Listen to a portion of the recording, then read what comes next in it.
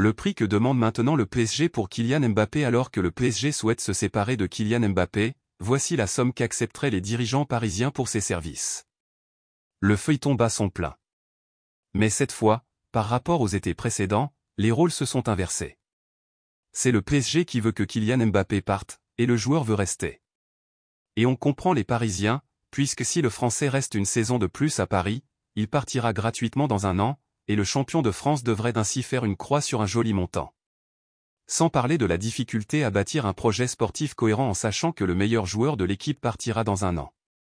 Le PSG cherche ainsi à faire pression sur le joueur, allant même jusqu'à le menacer de rester en tribune toute la saison.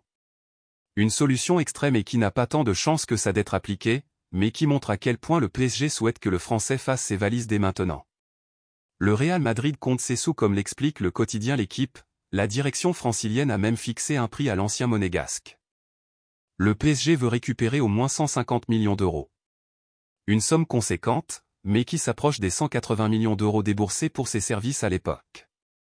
Un montant que les dirigeants madrilènes n'ont cependant pas l'intention de débourser selon la presse ibérique, puisque les Merengues savent qu'ils pourront l'avoir gratuitement dans un an, d'autant plus que comme l'explique AS, pour Mbappé, c'est le Real Madrid ou rien.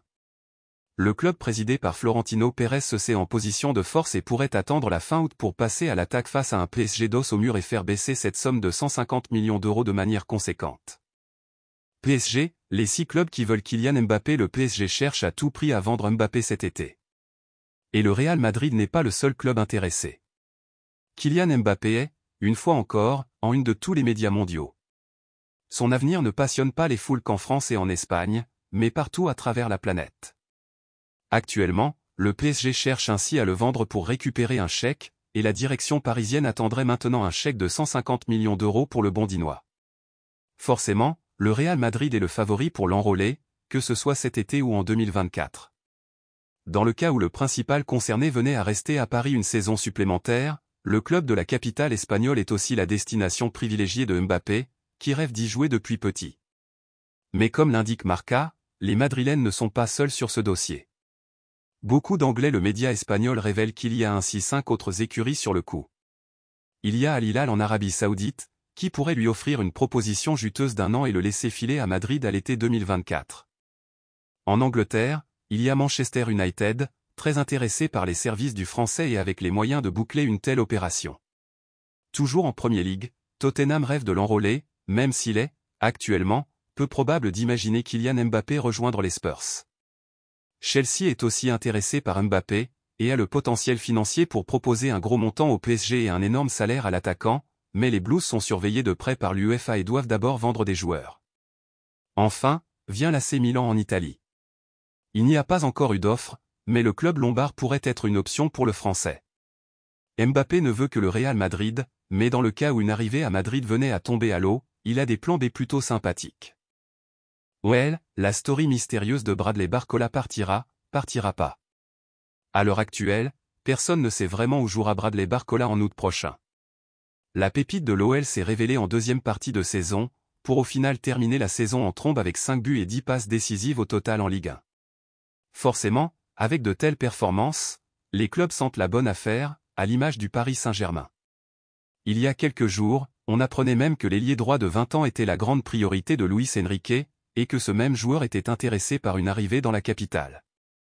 Mais alors que les rumeurs laissaient entendre que Bradley Barcola n'était pas insensible à un départ de l'OL vers Paris, le Lyonnais a publié une story mystérieuse sur son Instagram.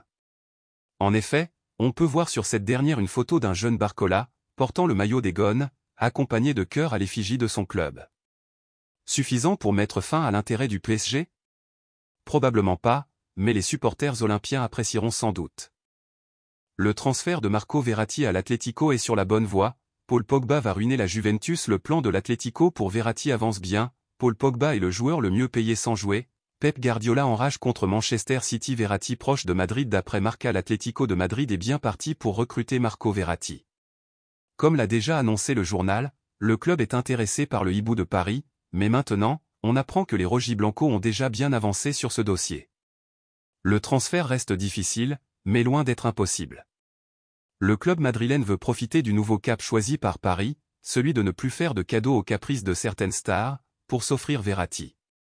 Le milieu italien devrait tout de même coûter près de 70 millions d'euros. Le plan B pour l'Atlético, CH Gerg. Son désir de jouer la Ligue des Champions cette saison le pousse à quitter Tottenham.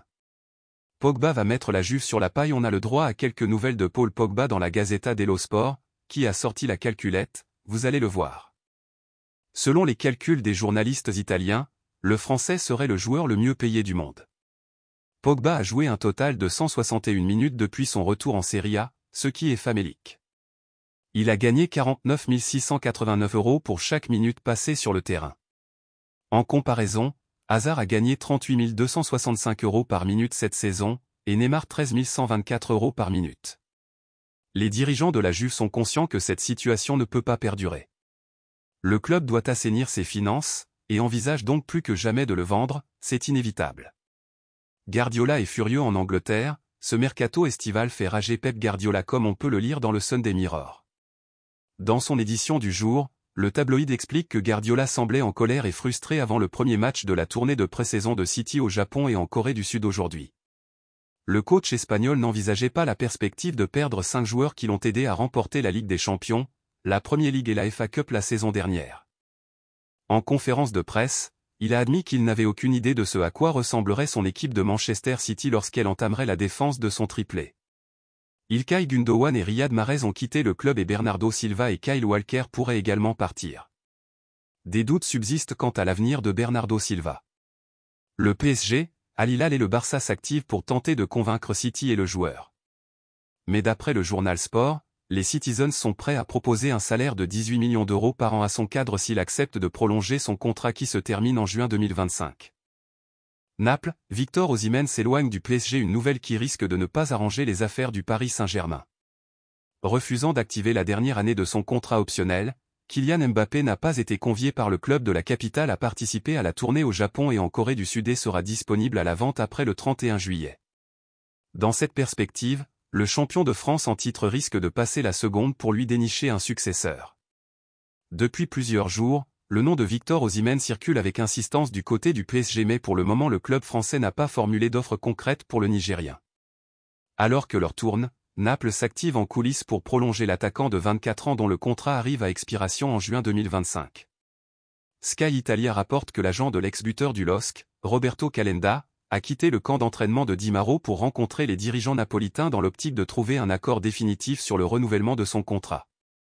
À noter que son agent espère inclure une clause libératoire fixée entre 120 et 140 millions d'euros.